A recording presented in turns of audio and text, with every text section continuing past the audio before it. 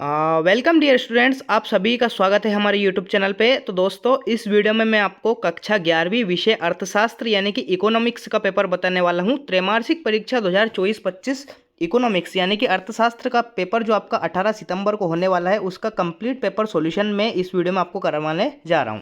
अगर आपने हमारे यूट्यूब चैनल को अभी तक सब्सक्राइब नहीं किया है तो हमारे यूट्यूब चैनल को आप सब्सक्राइब कर लीजिए, ताकि बाकी के जो आपके पेपर हैं उनके वीडियोज़ की नोटिफिकेशन सबसे पहले आपको मिल जाएगी। ठीक है, चलिए जी। तो 18 सितंबर को आपका पेपर होने वाला है। त्रैमासिक परीक्षा 2024-25 कक्षा 11वीं विषय अर्थशास्त्र। जिन जिन स्टूडेंट्स के पास कॉमर्स एंड आर्ट है उनका पेपर अर्थशास्त्र का होने वाला है, इसलिए आपको इस वीडियो को कंप्लीट वॉच करना है। इस वीडियो को अधिक से अधिक शेयर कर दीजिए और हमारे यूट्यूब चैनल को आप सब्सक्राइब कर लीजिए। पूर्णांक 80 नंबर का रहने वाला है, तो 80/80 की तैयारी इस यूट्यूब चैनल पर कराई जाती है, इसलिए आप हमारे यूट्यूब चैनल को सब्सक्राइब कर लीजिए। बाकी के जो पेपर हैं इसी यूट्यूब चैनल पे डाले जाएंगे, इसलिए आप यूट्यूब चैनल को सब्सक्राइब कर लीजिए। चलिए भाई, शुरू करते हैं बिना किसी टाइम को वेस्ट किए। निर्देश आप यहाँ पे पढ़ सकते हैं, सभी प्रश्न करना अनिवार्य है। प्रश्न 1 से 5 तक वस्तुनिष्ठ प्रश्न है, जिनके लिए 32 अंक निर्धारित है, यानी कि 32 नंबर के ऑब्जेक्टिव आएंगे। प्रश्न 6 से 15 तक कुल प्रश्न 10 प्रश्न है, जिनके लिए 2 अंक निर्धारित है, यानी कि 20 नंबर के 2-2 नंबर के क्वेश्चन है आपके। ठीक है, प्रश्न 16 से 19 तक कुल 4 प्रश्न है, प्रत्येक प्रश्न के लिए 3 अंक निर्धारित है। ठीक है, और प्रश्न 20 से प्रश्न 23 तक कुल 4 प्रश्न है, जिनके लिए 4 अंक निर्धारित है, यानी कि 16 नंबर के ये क्वेश्चन आपसे पूछे जाएंगे। चलिए भाई, शुरू करते हैं। सबसे पहला जो क्वेश्चन आपका पूछा गया है, सही विकल्प का चयन करके आपको लिखना है। 6 क्वेश्चन पूछे गए हैं, चलिए देखते हैं। पहला क्वेश्चन क्या है आपका? पहला क्वेश्चन है आपका, जब आंकड़ों को समय के आधार पर वर्गीकृत किया जाता है तो इसे क्या कहा जाता है? ठीक है, ए ऑप्शन आपका स्थानिक वर्गीकरण, बी ऑप्शन है आपका कालानुमिक वर्गीकरण, सी ऑप्शन आपका गुणात्मक वर्गीकरण और डी ऑप्शन आपका इनमें से कोई नहीं। तो क्वेश्चन नंबर 1 का राइट आंसर क्या जाएगा? क्वेश्चन नंबर 1 का राइट आंसर आ जाएगा आपका कालानुक्रमिक, ये वाला। ठीक है, बी ऑप्शन इस क्वेश्चन का करेक्ट आंसर आ जाएगा, कालानुमिक, यानी कि बी ऑप्शन इस क्वेश्चन का करेक्ट आंसर आ जाएगा। Next question, question number 2, Bharat में योजना आयोग की स्थापना किस वर्ष में हुई थी? ये आपका पूछा गया क्वेश्चन। तो ए ऑप्शन आपका 1947, बी ऑप्शन आपका 1948, सी ऑप्शन है आपका 1949 और डी ऑप्शन आपका 1950। तो भारत में योजना आयोग की स्थापना 1950 में हुई थी, यानी कि डी ऑप्शन इस क्वेश्चन का करेक्ट आंसर आ जाएगा। नेक्स्ट क्वेश्चन आपका, सांख्यिकी के जन्मदाता कौन है? ठीक है, सांख्यिकी के जन्मदाता आपसे पूछे गए हैं, तो देखिए इनके क्या क्या ऑप्शन दे रखे हैं। ए ऑप्शन आपका मार्शल, बी ऑप्शन आपका एच.एन. वाल, सी ऑप्शन आपका गाल्टन और डी ऑप्शन आपका बाउले। तो क्वेश्चन नंबर 3 का करेक्ट आंसर क्या जाएगा? बी ऑप्शन, यानी कि एच.एन. वाल आपके सांख्यिकी के जन्मदाता हैं, तो बी ऑप्शन आपका करेक्ट आंसर आ जाएगा। नेक्स्ट क्वेश्चन, क्वेश्चन नंबर 4 आपका पूछा गया है, भारत में रेल सेवा प्रारंभ हुई थी। भारत में रेल सेवा कब प्रारंभ हुई थी? तो ए ऑप्शन आपका 1863 में, बी ऑप्शन है आपका 1873 में, सी ऑप्शन है आपका 1853 में और डी ऑप्शन आपका 1883 में। तो क्वेश्चन नंबर 4 का करेक्ट आंसर आ जाएगा आपका सी ऑप्शन, यानी कि 1853 में रेल सेवा प्रारंभ हुई थी। चलिए जी, नेक्स्ट देखते हैं, तृतीय क्षेत्र में कौन शामिल है? ए ऑप्शन आपका सेवाएं, बी ऑप्शन आपका उद्योग, सी ऑप्शन आपका कृषि और डी ऑप्शन आपका आखेट। तो क्वेश्चन नंबर 5 का करेक्ट आंसर आ जाएगा आपका सेवाएं। ठीक है, तृतीय क्षेत्र में सेवाएं सम्मिलित होती है, तो ए ऑप्शन इस क्वेश्चन का करेक्ट आंसर आ जाएगा। छठा क्वेश्चन आपका, निम्नलिखित में से कौन सी आर्थिक क्रिया है? ए ऑप्शन आपका उपभोग, बी ऑप्शन आपका वितरण, सी ऑप्शन आपका उत्पादन और डी ऑप्शन आपका इनमें से सभी। ठीक है, तो क्वेश्चन नंबर 6 का करेक्ट आंसर आ जाएगा आपका ऑल ऑफ द अबव। ये सभी जो है उपभोग, वितरण और उत्पादन, ये सभी आर्थिक क्रियाएं होती है, तो इनमें से कोई नहीं, यानी कि डी ऑप्शन इस क्वेश्चन का करेक्ट आंसर आ जाएगा। तो इस प्रकार से आपके 6 नंबर के सही विकल्प पूछे जाएंगे। चलिए नेक्स्ट क्वेश्चन देखते हैं। नेक्स्ट क्वेश्चन आपका, रिक्त स्थानों की पूर्ति कीजिए। चलिए, इनको मैं थोड़ा बहुत आपको होमवर्क भी दूंगा, ताकि आप कमेंट बॉक्स में मुझे इनका आंसर ज़रूर बताइए। ठीक है, पहला है क्वेश्चन आपका, स्वतंत्रता प्राप्त के समय कृषि क्षेत्र में उत्पादकता का स्तर क्या था? ठीक है, ये आपका HW रहने वाला है, इसका आंसर सभी बच्चे कमेंट बॉक्स में मुझे ज़रूर बताएंगे। ठीक है, क्वेश्चन नंबर 1 का, रिक्त स्थान का।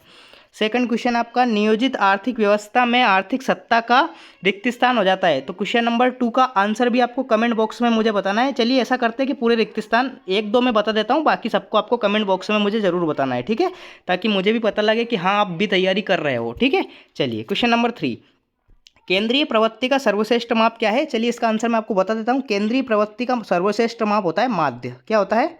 माध्य। तीसरे में राइट आंसर क्या जाएगा? माध्य। क्वेश्चन नंबर 4, क्वेश्चन नंबर 4 में आपका राइट आंसर क्या आ जाएगा? वर्गीकरण रिक्त स्थान का आधार है।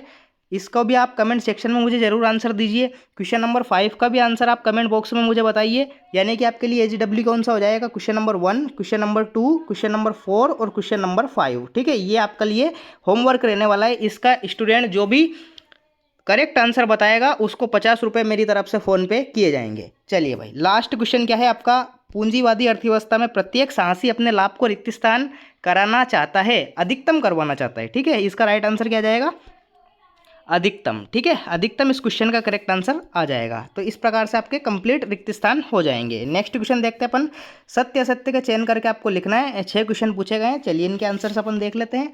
पहला क्वेश्चन क्या है, सूचक स्वयं प्रश्नावली भरते हैं, बिल्कुल सत्य हो जाएगा। इसमें पहले में आपका राइट आंसर सत्य आ जाएगा। दूसरा है, जटिल तथ्यों को सांख्यिकीय सरल रूप में प्रस्तुत करती है, सत्य, ये भी आपका सत्य होने वाला है। तीसरा है, समंक तथ्यों के समूह होते हैं, ये भी आपका सत्य हो जाएगा। क्वेश्चन नंबर 4, गुणात्मक तथ्यों का सारणीयन किया जाता है, बिल्कुल ये भी आपका सत्य होने वाला है। क्वेश्चन नंबर 5, वर्गीकरण काल्पनिक आधार पर नहीं हो सकता, जबकि ये तो हो सकता है, तो इसलिए आपका असत्य आ जाएगा। 5वें में आपको असत्य करना है। छठा, सरकारी प्रकाशन द्वितीयक समंक होते हैं, बिल्कुल सत्य बात है। छठे में आपका राइट आंसर सत्य आ जाएगा। तो इस प्रकार से आपके कंप्लीट सत्य और असत्य हो जाएंगे। केवल क्वेश्चन नंबर जो आपका 5 है उसमें आपका असत्य आएगा, बाकी सब में आपका सत्य राइट आंसर आएगा। चलिए जी, नेक्स्ट देखते हैं, सही जोड़ी का मिलान, मोस्ट इंपॉर्टेंट, 7 नंबर की है भाई। ठीक है, चलिए इनका मिलान करते हैं। पहला क्या है आपका, राष्ट्रीय आय की गणना। राष्ट्रीय आय की गणना में आपको क्या मैच करना है, दादा भाई नौरोजी। ठीक है, बी ऑप्शन से। भारत में प्रथम जनगणना कब हुई थी, भारत में प्रथम जनगणना हुई थी 1881 में। ठीक है, 1881 से इसको मैच कर लीजिए। औद्योगिक नीति किस वर्ष में आई थी, 1965 में आई थी। 1965 कौन सा ऑप्शन है आपका, डी ऑप्शन। राष्ट्रीय विकास परिषद की गठन कब हुआ था, राष्ट्रीय विकास परिषद का गठन, तो ये आपका होता 1952, सी ऑप्शन। ठीक है, उद्योग निर्माण, उद्योग निर्माण की क्या आ जाएगा, उद्योग निर्माण कैसा क्षेत्र होता है, द्वितीयक क्षेत्र होता है। ठीक है, उद्योग निर्माण में द्वितीयक क्षेत्र आपको करना है। स्वेज नदी का प्रारंभ कब हुआ था, 1869 में हुआ था, कौन सा ऑप्शन है, एफ वाला ऑप्शन, 1869।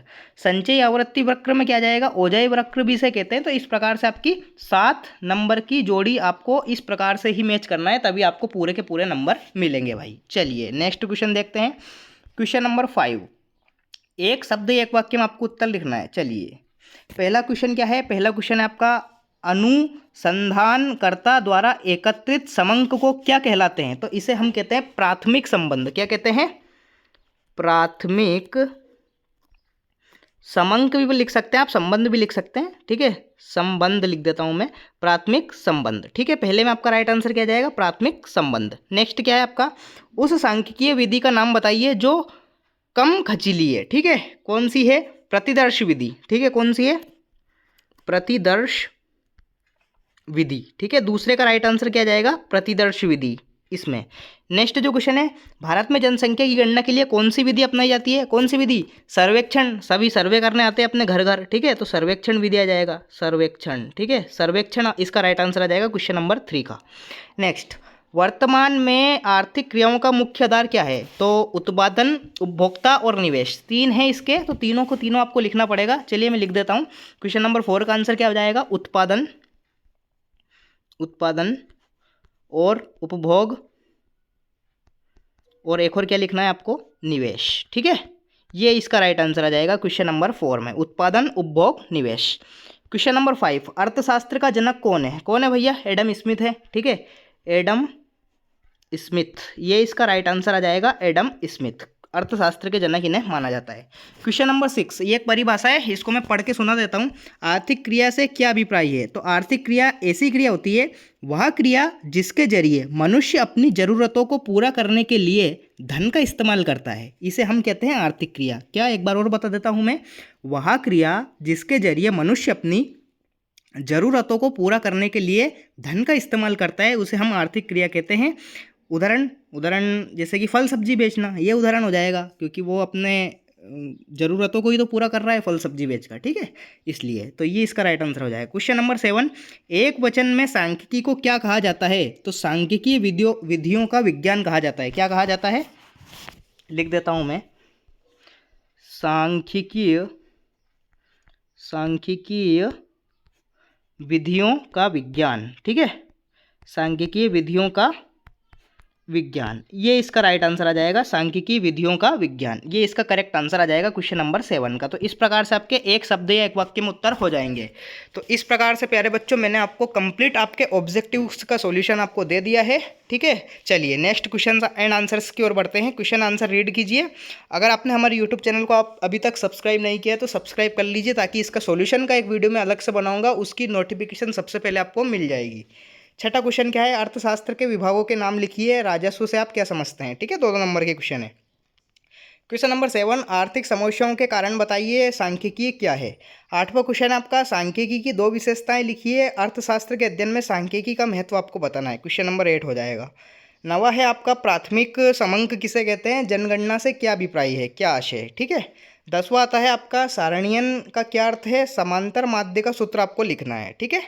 11वां क्वेश्चन है आपका, एक आदर्श माध्य के गुण लिखो, चतुर्थक विलयन किसे कहते हैं, ये आपको बताना है। 12वां क्वेश्चन आपका, बाजार अर्थव्यवस्था का अर्थ बताइए, इसका अथवा वाला क्वेश्चन कौन सा है, इसका अथवा क्वेश्चन है, आर्थिक नियोजन से क्या आशय है, ठीक है, ये वाला इसका अथवा वाला क्वेश्चन है। नेक्स्ट है आपका 13वां क्वेश्चन, राष्ट्रीय आय का अर्थ बताइए, या फिर अथवा है इसका सतत विकास से क्या आशय है, ठीक है। नेक्स्ट आपका 14वां क्वेश्चन आता है, बिंदु रेखीय प्रदर्शन से आप क्या समझते हैं, बारंबारता वितरण क्या है, समझाइए। नेक्स्ट 15वां क्वेश्चन है आपका, विस्तार का सूत्र लिखो और प्रोफेसर मार्शल की परिभाषा दीजिए, ठीक है, ये हो जाएगा आपका 15वां क्वेश्चन।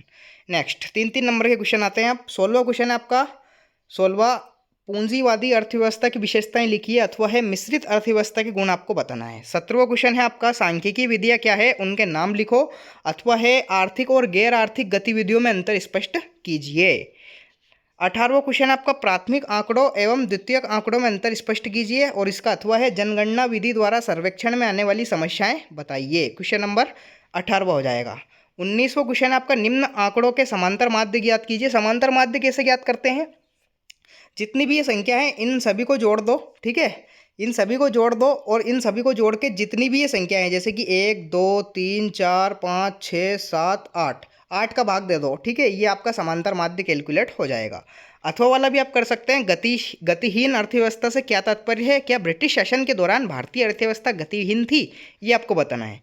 क्वेश्चन नंबर 20, 4 अंक की शुरुआत होती है, अब 4 मार्क्स के क्वेश्चन हैं। क्वेश्चन नंबर 20 क्या है, प्रश्नावली किसे कहते हैं, एक अच्छी प्रश्नावली की विशेषताएं लिखिए, अथवा वाला है इसका, भारतीय अर्थव्यवस्था में कृषि के महत्व की व्याख्या कीजिए, ठीक है, ये आपको बताना है।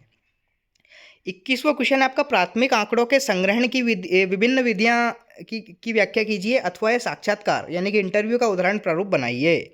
12वां क्वेश्चन है, माध्यिका क्या है, इसकी गणना कैसे की जाती है, ठीक है, अथवा इसका अनुसंधान में सांख्यिकी का महत्व स्पष्ट कीजिए, अथवा वाला क्वेश्चन।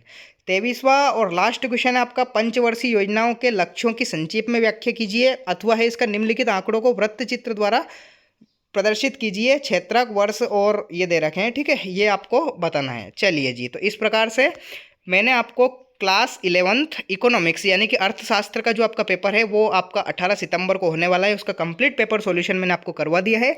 अगर आपको किसी भी प्रकार का डाउट है तो मुझे कमेंट सेक्शन में ज़रूर बताइए, और आप हमारे यूट्यूब चैनल को सब्सक्राइब कर लीजिए, ताकि आने वाले वीडियोज़ की नोटिफिकेशन सबसे पहले आपको मिल जाएगी।